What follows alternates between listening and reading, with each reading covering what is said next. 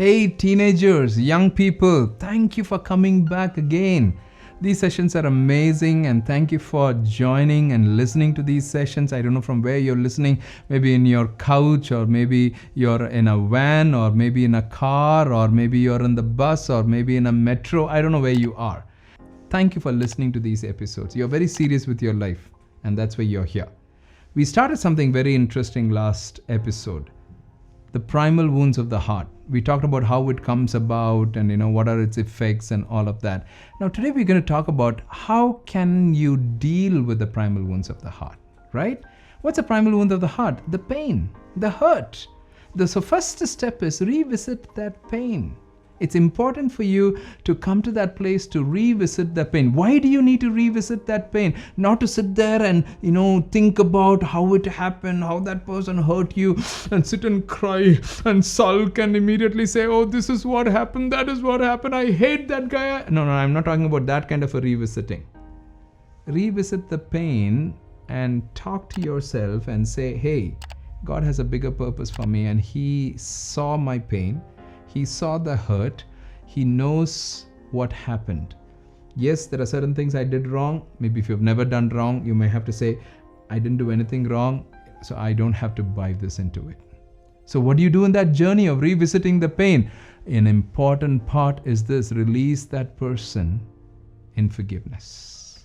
We will talk about forgiveness sometime later. It's a whole different topic. It's a whole world to talk about, a lot of things to talk about. But let that person go. Release that person in forgiveness. Sometimes when you don't revisit that pain, you say, I don't want to even talk about any of those things. I'm okay. I'm forgiven that person. I'm forgiven that person. But you know what that person did? And immediately there's a friend standing by and says, the way you talked about that person, the intensity was slightly different. I think you have not still forgiven.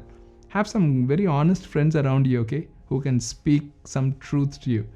First, revisit that pain, which means you need to release that person in forgiveness. 2, you need to renew your relationship.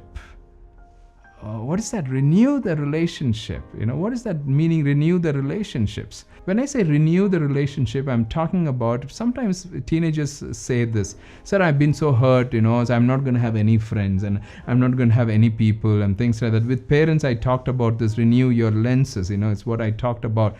With you, I'm saying renew your relationships, because you need to come to that place and say, okay, I should not hate everyone. I should be not walking away from people.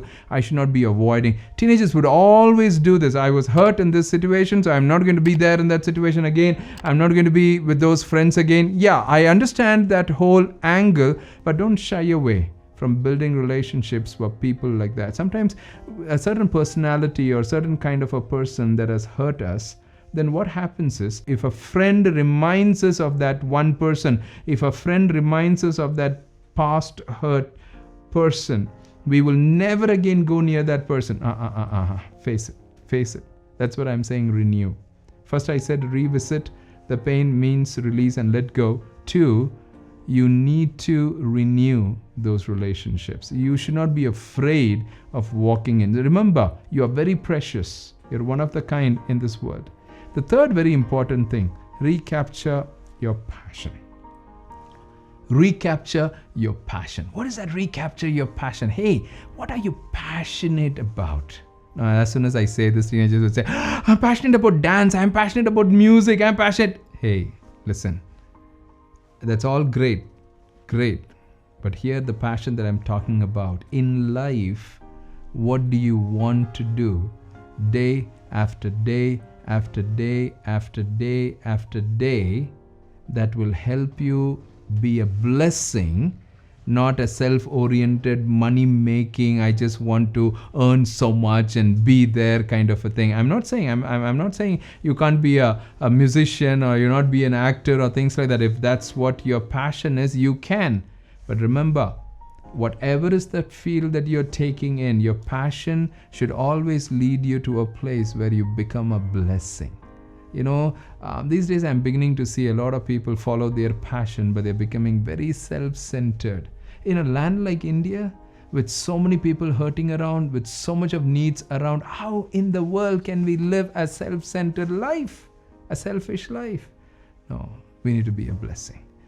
Now, this is when I say, people would immediately say, teenagers would immediately say, sir, that person, is just amazing. That person earns so much, and how much he gives and how much she gives. I don't know. I don't want to comment about anybody. I don't know them. I don't want to comment, but I'll give you one principle. You should never give out of your abundance. You should always give out of your need. You should never give out of your abundance. You should always give out of your need. That's where you know that you are genuinely concerned about somebody. So come to that place to revisit, renew, and recapture. Come to that place. Your pain doesn't define you. Sweetheart, your pain doesn't define you. My boy, you're amazing. Your pain doesn't define you. Your hurt doesn't define you. Your past doesn't define you. You are who you are. I said this to the parents. I told them to tell their teenagers, tell their friends, this particular statement. You are not a prisoner to your past. You need to become an architect of your future. You're not a prisoner of your past. You need to become an architect of your future. God bless you. Lovely talking to you. Lovely talking to you. Thank you for being here.